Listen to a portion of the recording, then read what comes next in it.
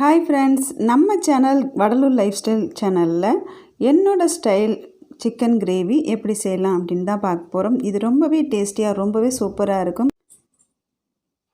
First அடுப்பில் வானல் வச்சுருக்கேன். வானல் ஹீட் ஆனதுக்கப்புறமா எண்ணெய் ஊற்றிக்கிறேன். எண்ணெய் எக்ஸ்ட்ராவே போய் ஊற்றிக்கோங்க. அது நார்மலாக குழம்பு வைக்கிறத விட அதிகமாகவே எண்ணெய் ஊற்றிக்கோங்க. இதில் நான் வாசனை பொருளான பட்டை, கிராம்பு, லவங்கம் சேர்த்துக்கிறேன். இது பொரிஞ்சதுக்கப்புறமா 4 பல்லாரி வெங்காயம் நான் சன்னமாக சாப்பரில் பொடி பண்ணி வச்சுருக்கிறேன். சாப்பர் இல்லைன்னா நீங்கள் நைஸாக நல்லா கட் பண்ணிக்கோங்க. இந்த மாதிரி கட் பண்ண பல்லாரி வெங்காயத்தை நான் சேர்த்துக்கிறேன். இது நல்லா வதங்கணும். இதில் உங்களுக்கு வதங்கிறதுக்கு கொஞ்சம் உப்பு கூட போட்டு வேணாலும் வதக்கிக்கோங்க. இது லைட்டாக வதங்கினதுக்கு அப்புறமா நான் கருவேப்பிலை, கொத்தமல்லி எல்லாம் பொடி பண்ணி வச்சுருக்கிறேன். அதையும் நான் சேர்த்துக்கிறேன். ஃபஸ்ட்டு கொத்தமல்லி, அப்புறம் கருவேப்பிலை எல்லாத்தையுமே நான் சேர்த்து இது நல்லா வதக்கி விட்டுக்கிறேன். இதுக்கு பார்த்திங்கன்னா இஞ்சி ஒரு துண்டும், பூண்டு ஒரு பூண்டும் எடுத்துருக்கிறேன்.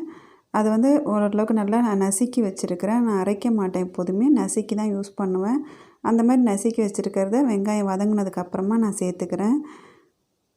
சேர்த்துட்டு இதையும் நல்லா நான் வதக்கி விட்டுக்கிறேன். இதெல்லாம் நல்லா சுருள வதங்கணும். வதங்கினதுக்கப்புறமா நம்ம தக்காளி ஆட் பண்ணிக்கலாம்.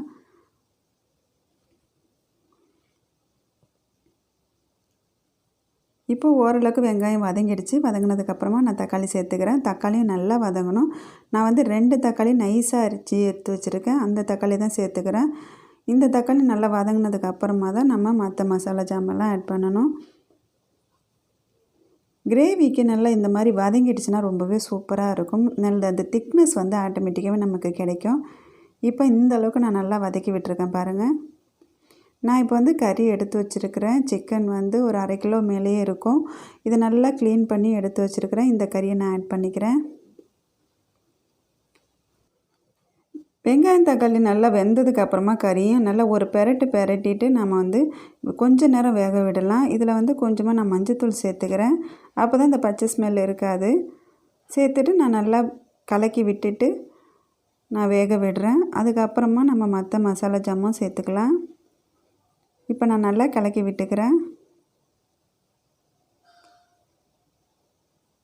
கொஞ்ச நேரம் இது வேகட்டும்.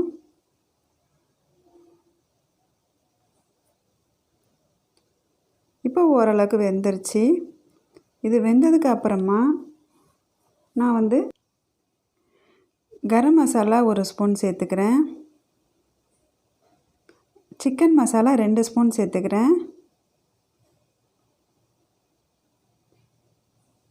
இதில் தேவையான அளவுக்கு மிளகாய்த்தூள் சேர்த்துக்கிறேன். வீட்டில் அரைச்சது தான். நான் கடையில் மிளகாய்த்தூள் வாங்கிறது இல்லை.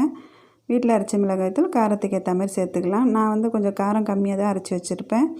ஒரு 3 ஸ்பூன் சேர்த்துக்கிட்டேன். சேர்த்துட்டு இதெல்லாம் ஓரளவுக்கு நான் கிளறி விட்டுறேன். இந்த காரம் கொஞ்சம் கறியில் ஏறும் அப்படிங்கிறதுக்காக ஃபஸ்ட்டு இதெல்லாம் நான் சேர்த்துட்டு கிளறி விட்டதுக்கு அப்புறமா நான் தண்ணி சேர்த்துக்கிறேன். தண்ணி சேர்க்கும்போது கொஞ்சம் மேலாகவே தண்ணி சேர்த்துக்கிறேன். அப்போ தான் நமக்கு அந்த தண்ணி சுண்டி வரும்போது நல்லா கிரேவியாக வரும். தேவையான அளவு உப்பு சேர்த்துக்கிறேன்.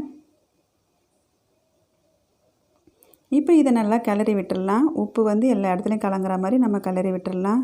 இல்லைனா ஒரே இடத்துல இருக்க மாதிரி இருக்கும். இதை நான் மூடி போட்டு நல்லா வேக வச்சிடுறேன். நல்லா தண்ணி சுண்டி நல்லா வேகட்டும். இன்னுமே கொஞ்சம் வேகலாம்.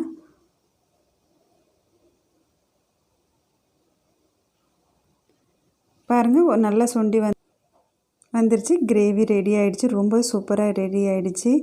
இப்போ நம்ம இதை பிளேட்டிங் பண்ணிடலாம். பாருங்கள், ரொம்பவே சூப்பராக இருக்குது. பார்க்கறதுக்கு நல்ல கலராக இருக்குது. இப்போ நல்லா சூடாக இருக்கிறதுனால நமக்கு அதனோட கலர் தெரியல. கொஞ்சம் இந்த ஆவி பறக்கிறது நிற்கட்டும். பாருங்கள், நல்ல கலராக ரெடி ஆகிடுச்சு. சூப்பராக இருக்குது. நம்ம எதுவுமே கலருக்கு சேர்க்கல.